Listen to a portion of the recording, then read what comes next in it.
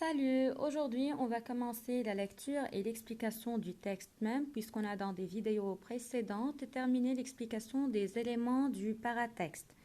Avant de commencer la lecture du texte, on va jeter un coup d'œil rapide sur le texte en général. Comme c'est clair, le texte s'est réparti sur les deux pages 62 et 63 et il est formé de plusieurs parties. On va repérer ensemble maintenant les différentes parties qui forment ce texte.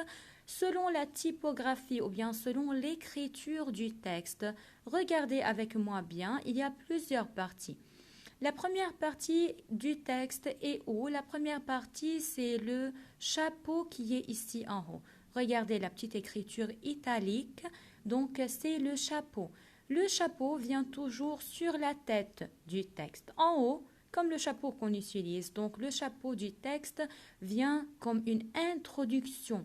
Il résume un peu l'idée générale du texte. Il explique de quoi il s'agit. La deuxième partie du texte, regardez avec moi, c'est le mot expliquer.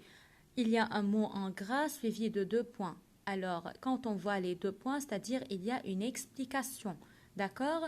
Donc, 1, 2, la troisième partie, c'est le petit texte ici, le petit paragraphe. Et la quatrième partie du texte, c'est à la page 63, la partie dans l'encadré jaune. Donc maintenant, on va commencer ensemble la lecture du chapeau et l'explication de l'idée. Rédaction. Le professeur a donné une rédaction à faire à ses élèves. Et si vous voulez, vous pouvez faire avec moi les liaisons. Donc, le professeur a donné une rédaction à faire à ses élèves pendant les vacances. Le thème est le bonheur.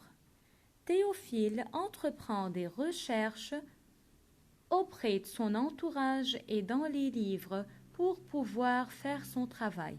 Donc, qu'est-ce qu'on peut comprendre? On comprend qu'il s'agit d'un professeur, d'un maître.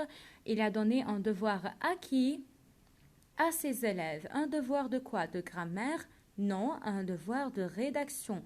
On a dit la rédaction, c'est-à-dire devoir de PE, écrire, de rédiger un paragraphe ou bien un texte. Donc, les élèves maintenant ont un devoir de rédaction. Théophile, c'est qui? Regardez le T majuscule, donc c'est un nom propre, c'est le nom d'un garçon. Théophile, le petit garçon, a commencé les recherches, il a commencé à fouiller et à chercher dans les livres et dans son entourage pour pouvoir accomplir et faire son travail.